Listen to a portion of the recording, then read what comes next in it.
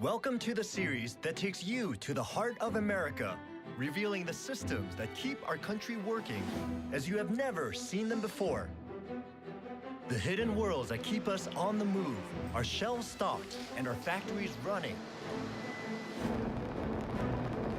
All that you see here would grind to a halt, even disappear, without the one critical network that makes our modern lives possible.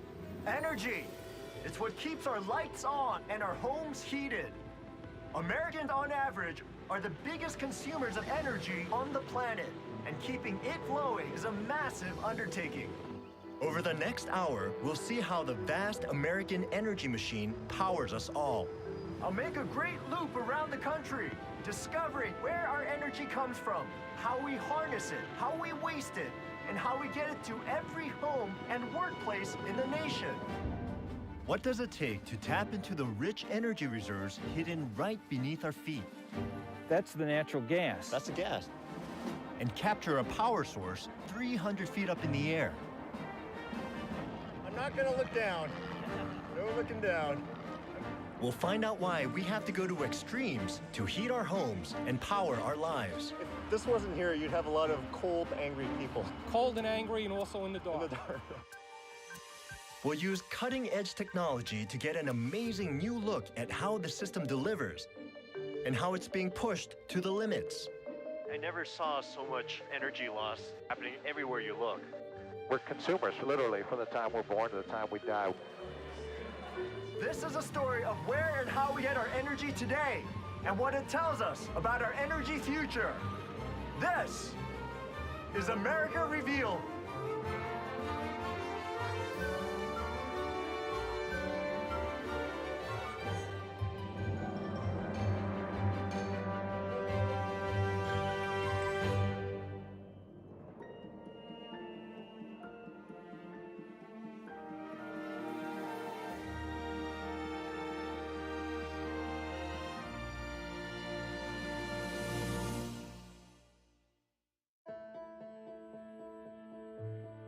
America Revealed is made possible by the Corporation for Public Broadcasting and by contributions to your PBS station from viewers like you. Thank you. There's nothing else like it in America. 200,000 fans have descended on Central Florida for the great American race.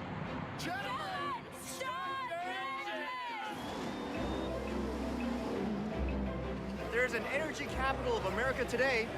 This is it. My name is Yul Kwon. I spent my life studying people, technology, and infrastructure, and the larger networks they create. So for me, today isn't just another day at the races. It's a high-octane opportunity to explore the vast network that provides America with energy. Because if there's one spectacle that's all about our insatiable thirst for raw power, it's the Daytona 500. Correct. With their powerful engines, these cars will burn through nearly 10,000 gallons of gasoline, tearing around the track. But that's just one small piece of the energy puzzle I see all around me. You see the loudspeakers and lights? The 7 massive jumbotrons? What about these beers? Keeping them cold, enough refrigerators to chill 200,000 drinks. Plus, there's all this TV equipment, broadcasting the race to 30 million viewers across America. Think about it. All of these devices that make modern life possible have one basic thing in common.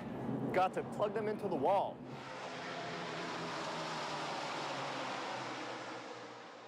Of course, it's not just Daytona. The whole country is hungry for electricity. From the smallest town to the biggest city, we can't live without our millions of refrigerators, air conditioners, and washing machines. But they represent just a small part of the power we use.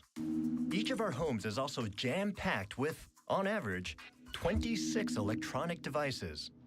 To keep the power on, we rely on what's been called the largest and most complex machine in the world.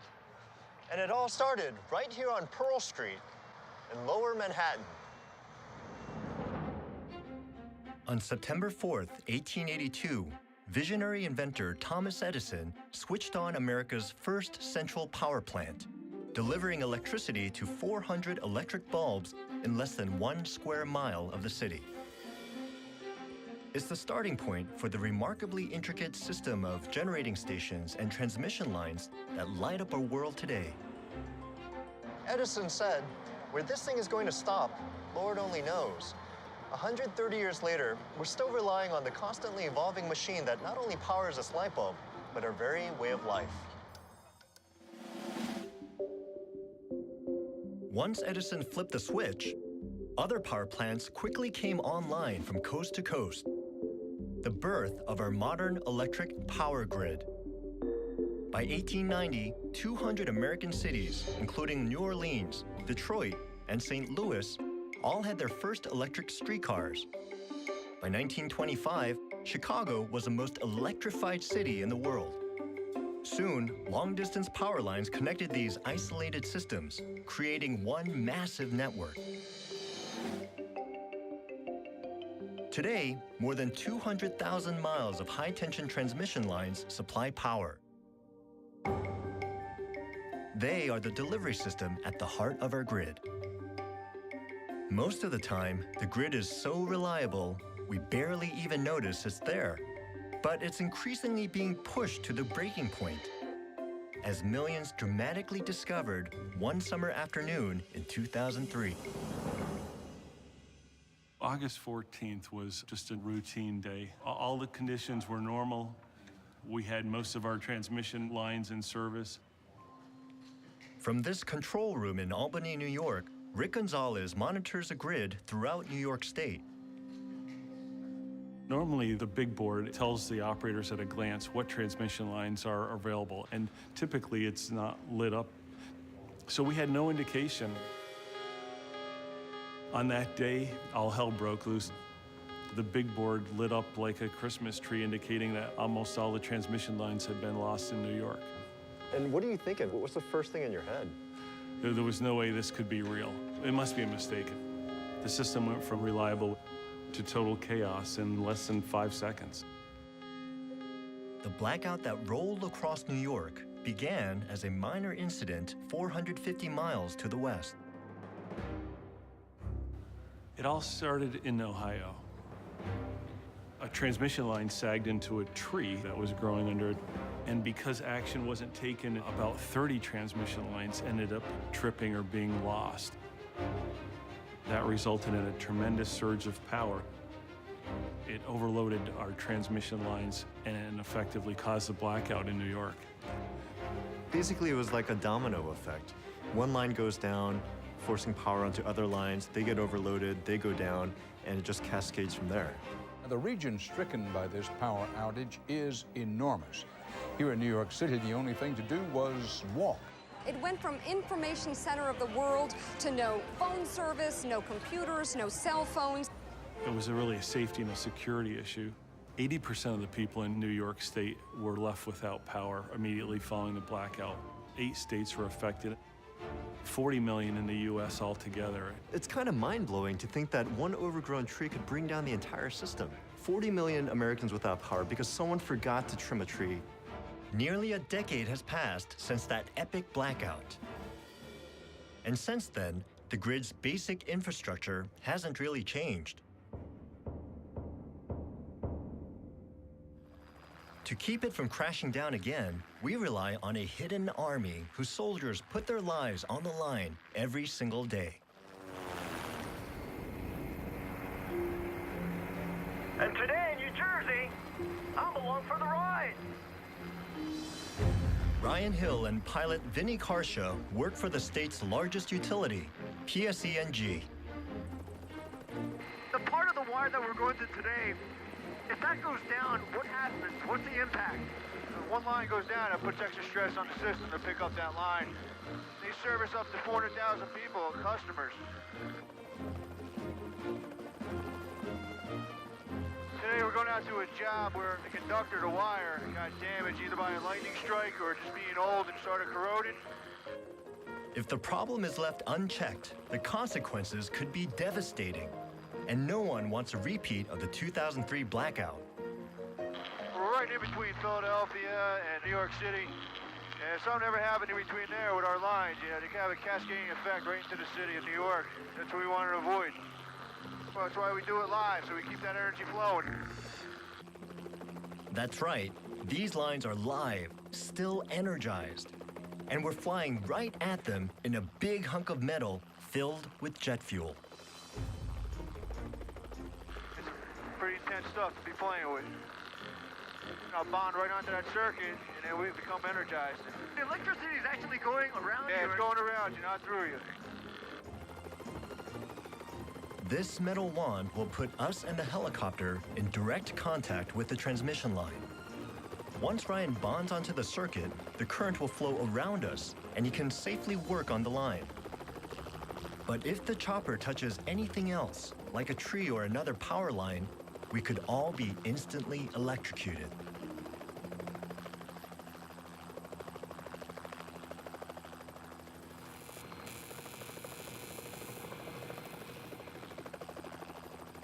$230,000 volts are surging around the helicopter. There's absolutely no room for error. Right now, we're bonding on. You get a little nips on the skin, electricity going around you. You can feel it? Yeah, you can feel it once in a while. You feel some vibration on your hands. You feel the wire get warm once in a while.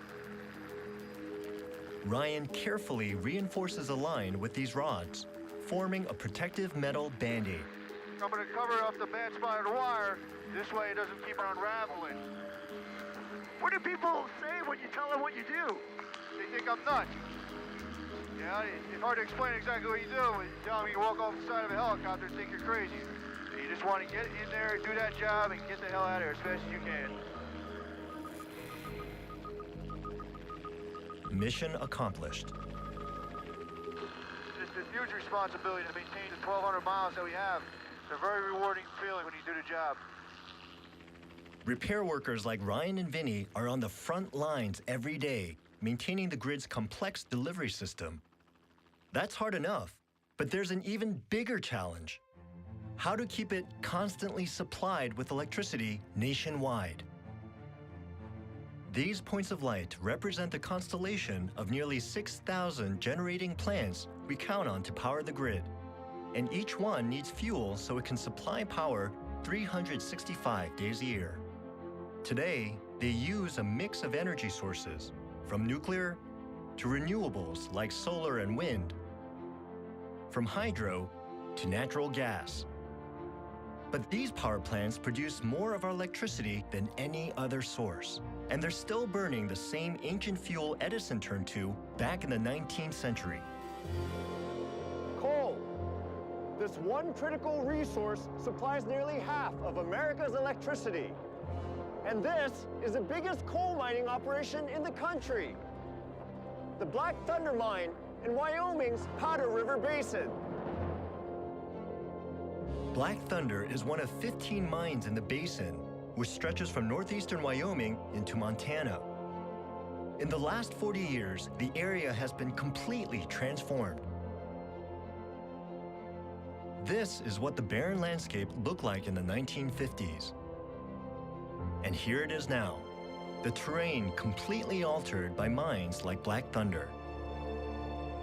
Today, Wyoming produces more coal than any state in the nation, far more than traditional coal mining locations like Kentucky and West Virginia.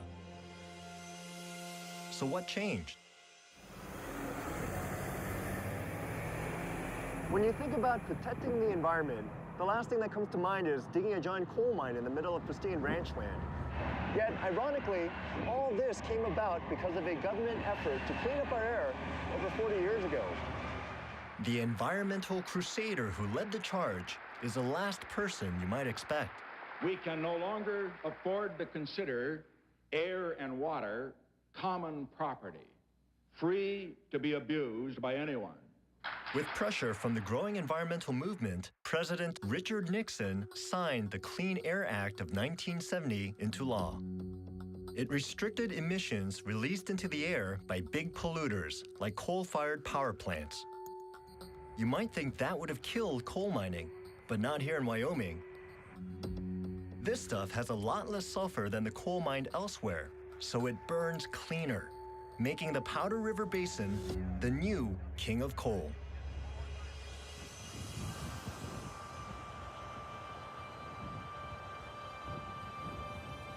Josh Gardner drives one of the trucks that work these pits.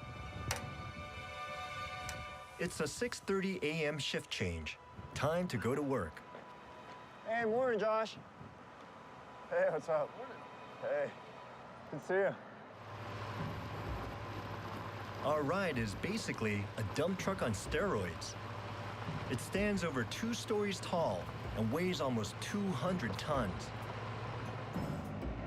But it seems dwarfed by the shovel at the base of the pit. That's our first bucket in. It felt like a small earthquake. This actually is telling us how much weight we have on there. The first bucket was 68 tons, and then the second one, 60. It looks like it's raining coal. So we got 174. 3 bucketfuls, and we're on our way.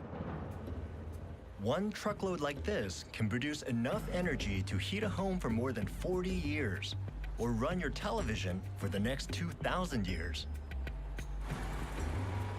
All day long, Josh drives in a big loop, filling his truck with coal, dumping it, filling it up again. In a single shift, he can haul 8,000 tons. And there's plenty to haul. Typically, coal seams might be 10 feet thick, but here, they're 80 feet thick or more. We're about 200 feet down, and you can see the definite line where the black starts up there and all the gray above it. And once we get done taking all the coal out of this seam, and this shovel's done, then they'll take all the dirt that sits above it, they'll blast it back down into this hole, and then they'll just start again. Again and again until the whole thing is cleared of all the coal. Correct. And how long can you do that for? How much coal is there? They say in the whole Powder River Basin, there's enough coal to last 150 years. So this place will be around a lot longer than you or me. Oh, yeah. But digging it up may be the easiest part of the job. We're hundreds, if not thousands of miles away from the power plants that need it. So how to get this coal where it needs to go? Trains. But not just any trains. Some of them are 1.5 miles long. Carlin Vigil schedules the trains at Black Thunder. She's worked here nearly 30 years, almost as long as the mine has been in business.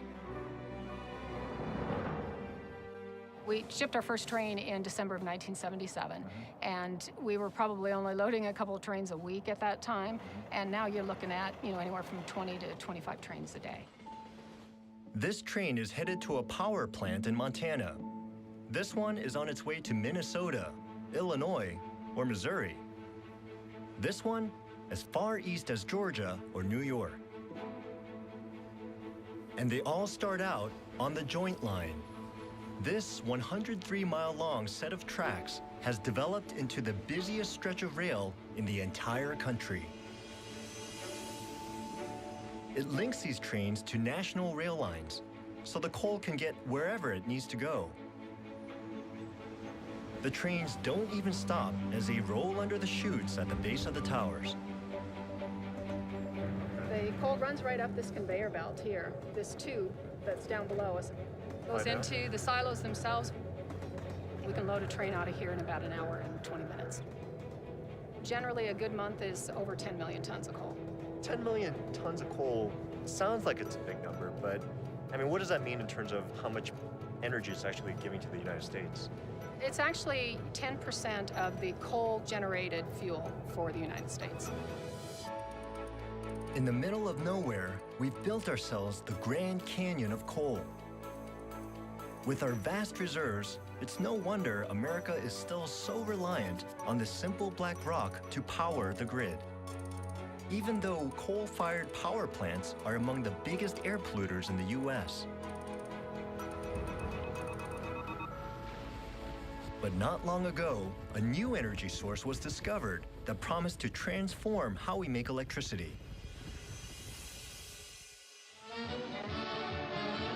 new landmark rises as power from a pioneer source begins to flood through the countryside. It is the nation's first privately financed and operated atomic power plant. That's right, nuclear power. Here is Dr. Atom. The nuclear reactor may be substituted where heat is now provided by coal or petroleum. From the time the first commercial reactor came online in 1957, it's been promoted as a clean, safe, cheap energy source. A message delivered with a can-do optimism. The future supplying of electric power to entire cities is far from impossible. But how committed are we really to nuclear power today? To find out, I've traveled from Wyoming to the Watts Bar nuclear plant in Tennessee, where a single reactor has been operating since 1996. Deep inside the plant, an army of more than 3,000 workers is completing a second reactor, which will generate power for an additional 650,000 homes. So this is the heart of the system right here. This is the reactor building, and under the reactor head is where the nuclear fission takes place. Brian Briotti is a construction manager here. The difference between nuclear power and like the fossil fuels is we use fission to make heat, unlike coal burners where you burn coal or oil burners where you burn oil. The difference between a coal-fired plant and a nuclear plant is what you do to heat the water, turn it into steam, and run it back to the turbine building to turn a generator. So basically all this is just a really fancy way to boil water.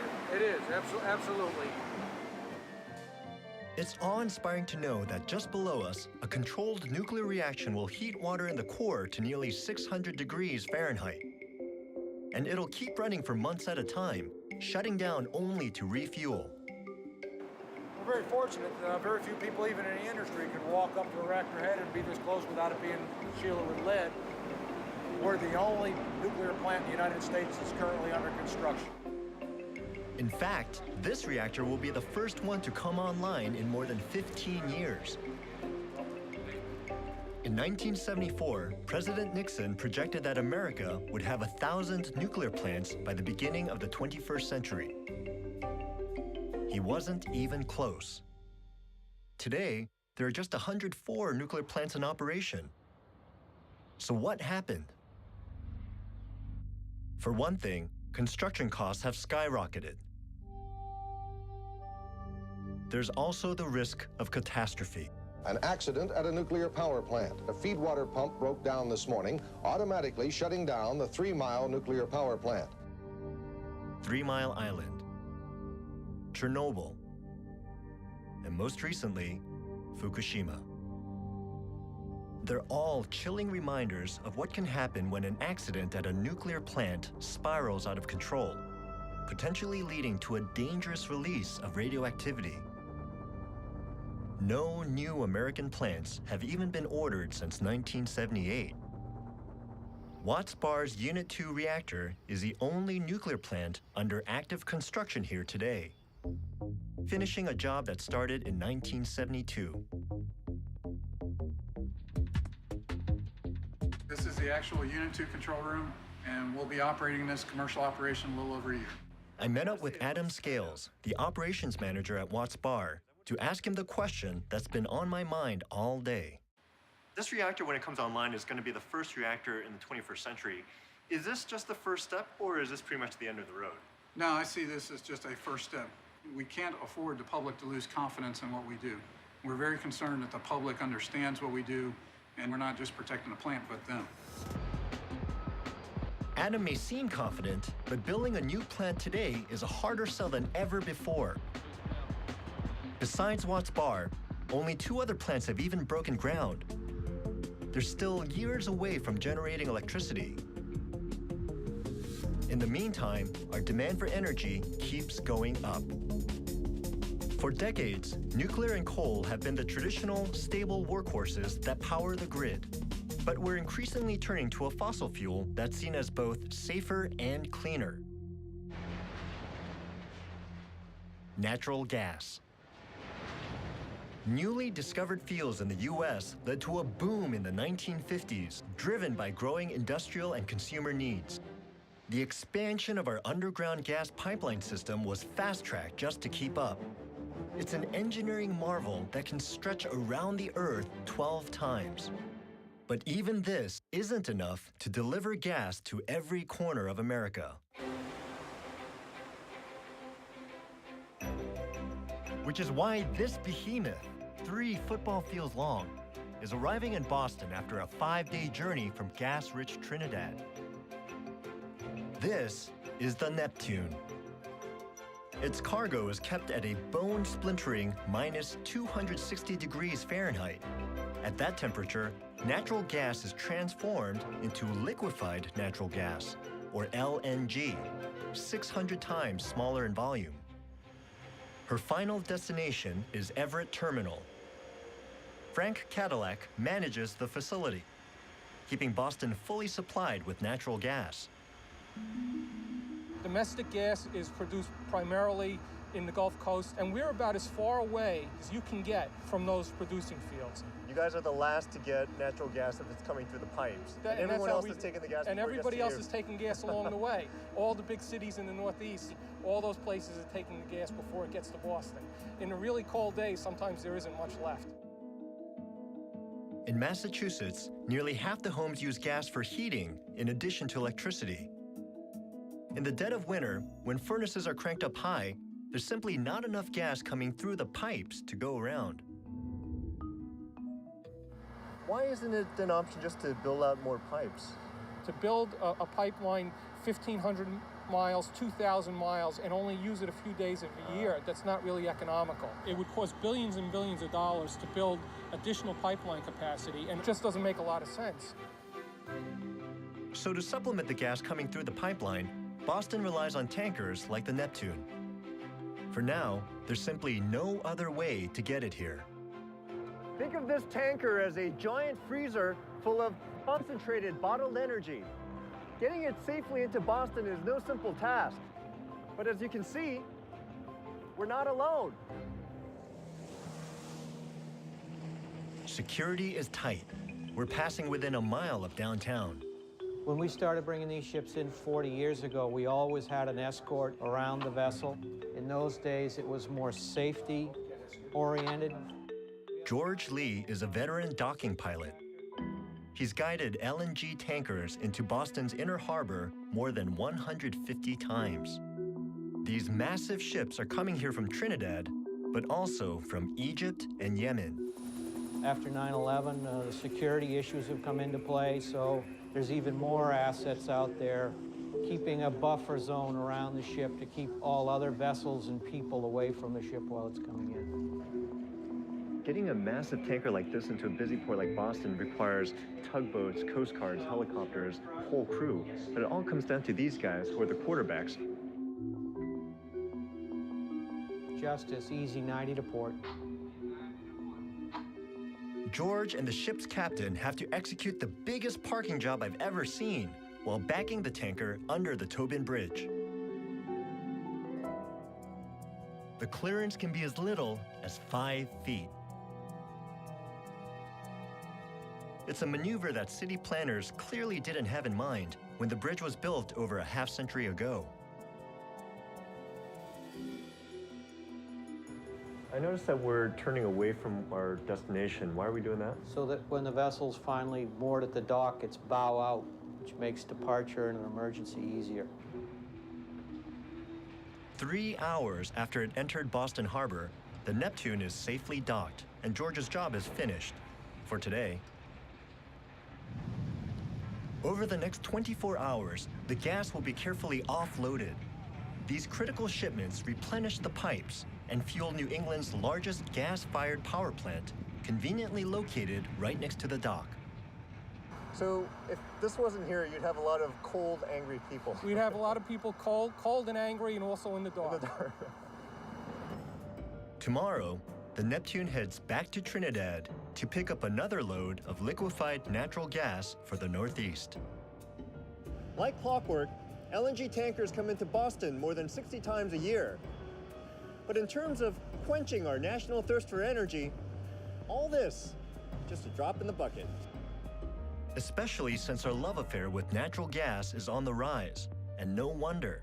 It's the cleanest burning of our fossil fuels, and it's relatively cheap.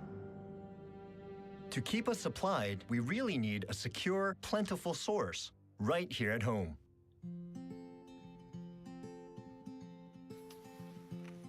Penn State geologist Terry Engelder believes he's found one. He's taking me deep into the woods near Ithaca, New York, to show me. Shale right here. Let me pop my skis off and get a sample of this. This is a piece of the shale right in here. I've broken it. Okay. Put that up to your nose. Hey, it smells pretty good. It smells kind of sweet. That's the natural gas. That's the gas. Terry's an expert on the gas found in a massive shale rock deposit called the Marcellus, which is buried thousands of feet directly below us. It extends south from New York through western Pennsylvania and beyond. For more than a century, people have known there was gas here, but they didn't know quite how much. Boy, magnificent. Look at that. Whoa, that's beautiful. In 2008, Terry stunned the energy world when he estimated the size of the reserve in the Marcellus. He's brought along his notebook with the original calculations. The results suggested that there was 500 trillion cubic feet. 500 trillion? If Terry's right, and all this gas could be tapped, it could be enough to meet all of America's natural gas needs for more than 20 years. This brought a lot of operators to the state of Pennsylvania. So it became an old-fashioned gold rush. A 21st century gold rush that really is big enough to affect America's energy portfolio. We collected the GPS locations of all the shale gas rigs throughout the country, from the Barnett Shale in Texas, to the Fayetteville Shale in Arkansas, to the Woodford Shale, the Haynesville Shale, Eagle Ford, the Marcellus, and more. This rapid growth tells the story of just how widespread the gas rush has been. But to see how it's transformed the landscape, you've got to get closer, much closer. Here's a satellite photo of Boonville, a small farming community in western Arkansas, before the prospectors arrived. And this is how it looks today, a giant pincushion of drill sites. Major gas shale deposits can be found in 28 different states. If you add them all up, you get a gas reserve that's even bigger than the world's largest oil reserve in Saudi Arabia. So what's the catch? How to get it safely out of the ground. You've probably heard of the controversy around hydraulic fracturing, also called fracking. It uses millions of gallons of liquid pumped into the ground to fracture the rock and release the gas. Since the drilling began, it's been linked to everything from being able to light your kitchen tap on fire, to health effects in livestock and people, to environmental damage at the well sites. The controversy largely comes because there have been some accidents spilled on the surface. For example, and the water does have additives in it. Chemicals like benzene and diesel and hydrochloric acid. That's right. And it also obtains some of the natural components of the rock. Some of these might be heavy metals, for example, that come back to the surface from the rock. So that obviously management of this water becomes really critical. Questions have also been raised about how much gas can actually be retrieved from formations like the Marcellus. But that hasn't slowed down the industry's phenomenal growth. In the last 7 years, shale gas has gone from next to nothing to supplying 20% of our natural gas needs. America was going to have to import more and more gas from overseas. Now, what the gas shale revolution has done is it's allowed America to think in terms of being energy independent, but that means going after this natural gas in somebody's backyard. We're lucky that our nation has such vast energy resources. But how long before that luck runs out? In 1931, Thomas Edison confided to his friend Henry Ford, "We are like tenant farmers, chopping down the fence around our house for fuel, when we should be using nature's inexhaustible sources of energy, sun, wind, and tide." The father of the grid recognized the danger of using finite resources to feed his creation. And we're still searching for clean, renewable sources of power to satisfy our boundless desire for electricity. But unlike Edison, we've got some very impressive technology these days to help with the search. Each of these spinning points of light represents the readings from thousands of sensors. This is a high-tech treasure map for America's fastest-growing renewable resource: wind. Across the country, over 36,000 wind turbines dot the landscape. We converted the data produced by those sensors, revealing stunningly complex wind patterns sped up 10,000 times. All of this data provides a picture of what the wind conditions and weather conditions are like across the country. With the new technologies that have been developed in the last 10 or 15 years, it's really become possible to predict with quite good accuracy how windy it's going to be at any location in the country. In Albany, New York, I've come to see Dr. Michael Brower, who uses this mapping data to help identify new wind project sites. Looking at the simulation, why are certain regions better for building wind projects than others? The main wind project development area for the U.S. right now is in the Great Plains. Really a whole band from central Texas on up to the Dakotas. Almost all of this area is very windy most of the time. And there are also some nice terrain features in this area, hills, small ridges, mesas, and so forth, which help to concentrate the wind. The problem along the West Coast is that there are mountains which are blocking the path. And so the atmosphere looks for channels. One of the main gaps is the Columbia River Valley, which is the only sea level passage through the Cascade Mountains in the Pacific Northwest. So the Columbia River Gorge is basically a funnel, and so all the wind shoots through that funnel, creating a wind superhighway. Exactly, and in fact, that area has been a region of very active wind development. I've come to the Columbia River Gorge myself to get a closer look at what's driving this phenomenal growth of wind power. Today, the winds are calm, which is good news for me because I'm standing 300 feet off the ground. The only place to go from here is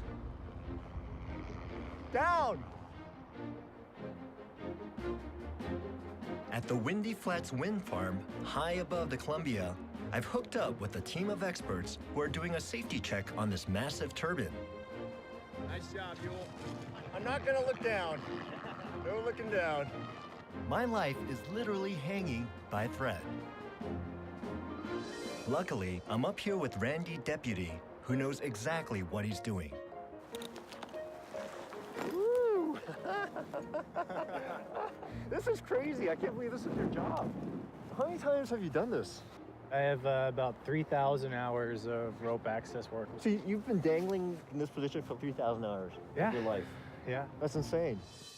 Randy's work takes him all around the country. He's one of 4,000 technicians who keep these high-tech turbines spinning. So what are you looking for when you come down to inspect these blades? For any damages in this outer coat, which is called a gel coat, it's kind of the protective layer that keeps the fiberglass safe from UV radiation. Randy's job is to make sure the turbines work flawlessly. Each one is a self-contained power plant, generating enough electricity for more than 1,000 homes. We'll do inspections to the leading edge of the blade because it's what breaks the wind. So any erosion on the blade, it's always going to start on the leading edge. The view is surreal. Giant turbines stretching for more than 30 miles along the gorge. Some people call it an eyesore. Others call it a thing of beauty. For Randy, it's a career. The wind farm started being developed in the Columbia River Gorge about 10 years ago. That was actually the second job my company ever worked on, was on that site when there was only 16 turbines in the entire region. And right now, it's 2,000. So this whole area went from 16 turbines 10 years ago to about 2,000 right now. And is it continuing to grow? On average, wind is growing 30% a year, every year. But keeping up that pace could be tough.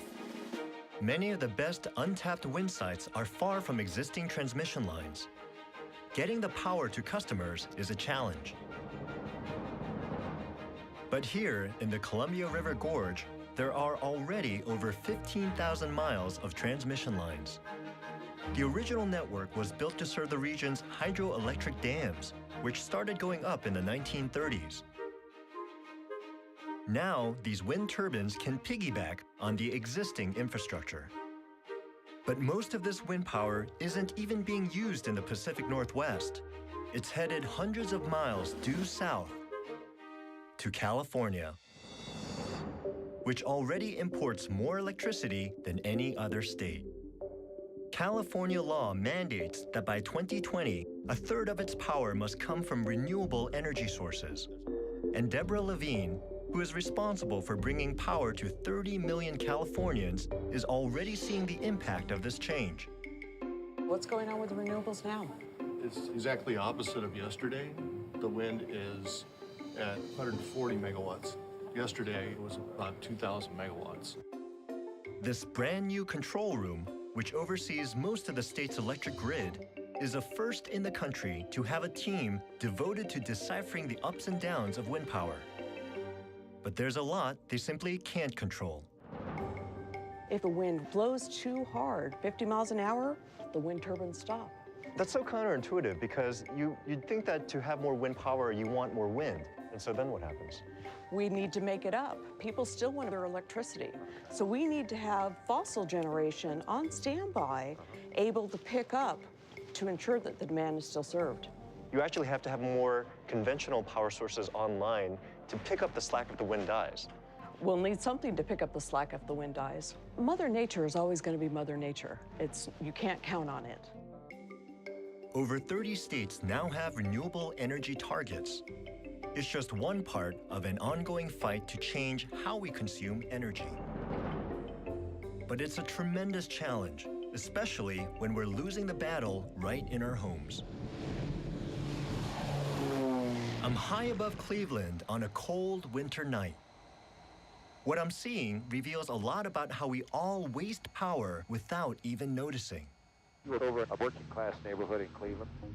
Larry Davis is a thermal mapping expert whose highly sensitive camera mounted on the bottom of this plane captures heat radiating from objects on the ground.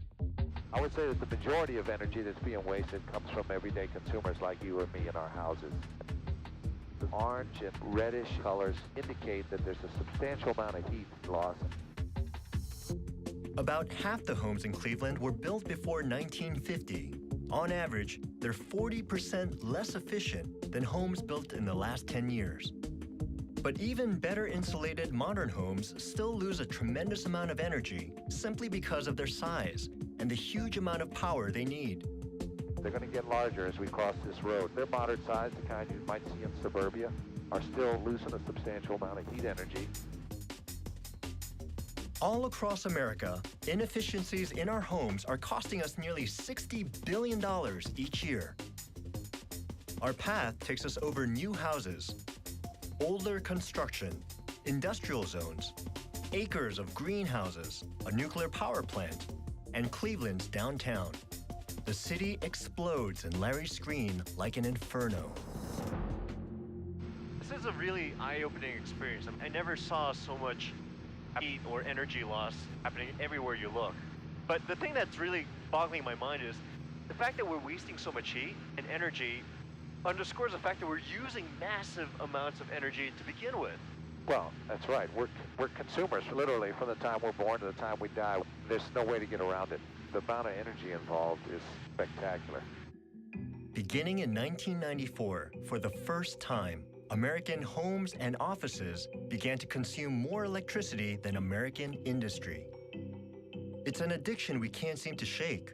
The main electricity users are no longer aluminum smelters, steel mills, or car factories. It's you and me. To meet our energy needs, innovative pioneers are coming up with new ways to generate power in the most unexpected places.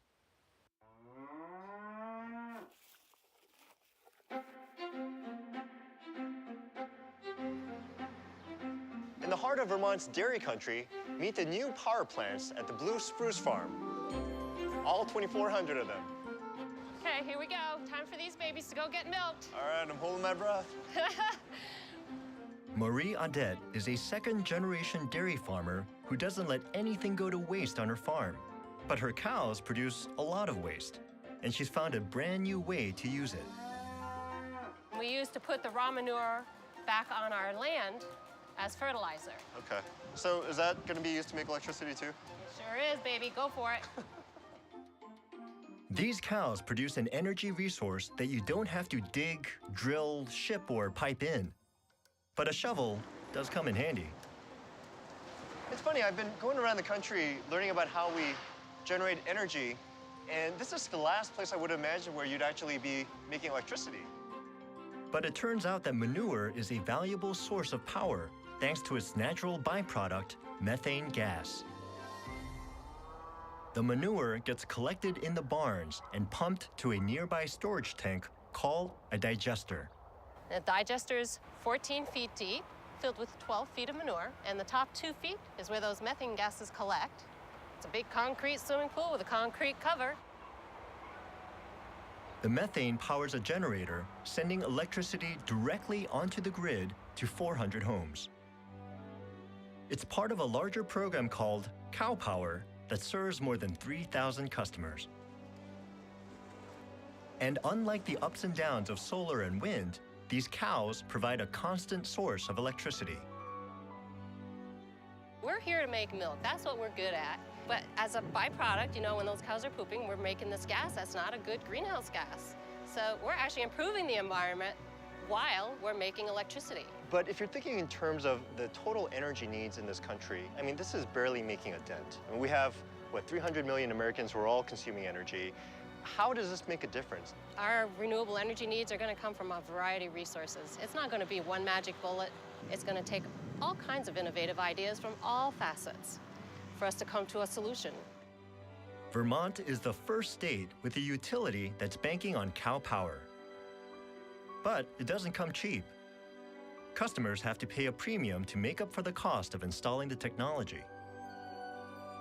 The system cost Marie and her farm over $1 million, which they've paid off in just 7 years.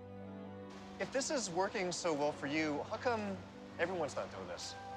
Well, it takes more than just the dairy farmer to get this done. We can't do it on our own. You know, the margin on milk is always kind of tight. And in order to build the facility that's needed to capture all this methane and turn it into electricity, it requires a huge capital investment. Communities stepped up and say, we want to pay more for cow power. And it's become much bigger than we initially ever dreamed that it was going to be. Let's face it, we're not going to run the country on cow power alone. It would take more than 4 million cows to equal the output of just one nuclear power plant. But maybe that's not the point. Maybe the point here is that the people in this community are taking control of their energy choices, and they're choosing to build a sustainable energy future 1 kilowatt at a time.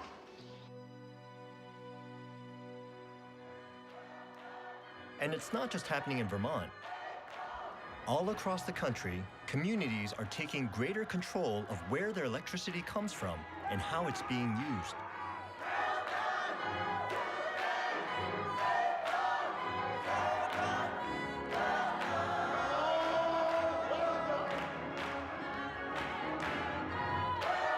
And that brings me to Florida Avenue Baptist Church in Washington, D.C.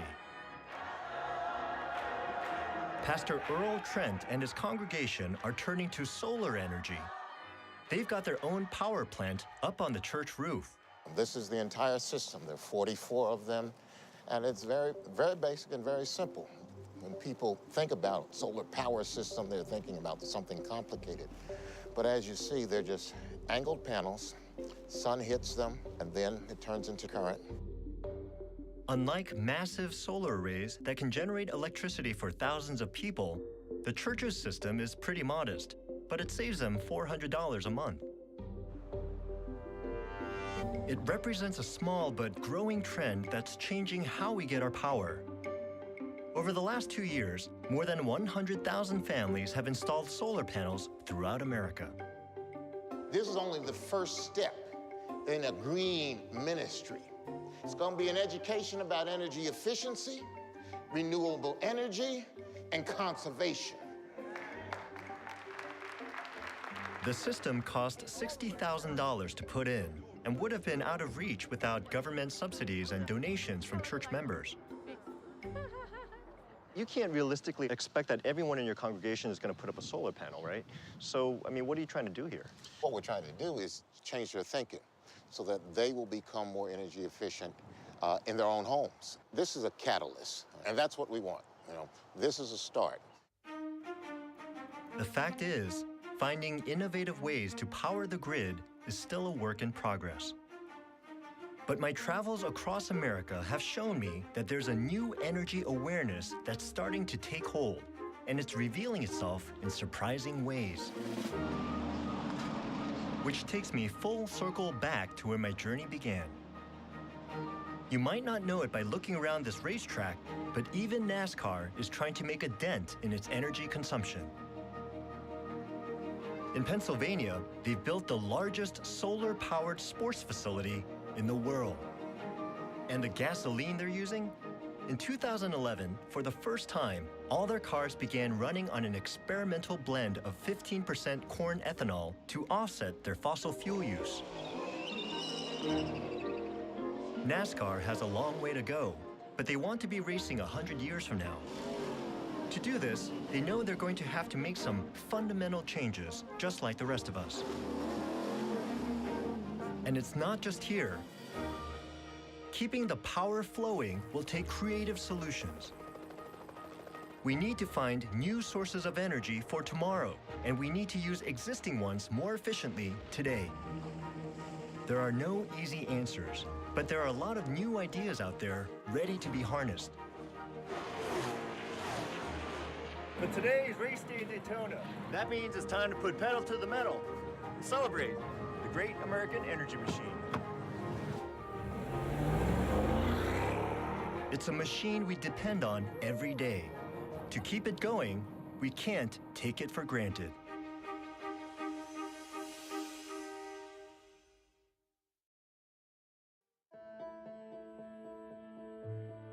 America Revealed is made possible by the Corporation for Public Broadcasting and by contributions to your PBS station from viewers like you.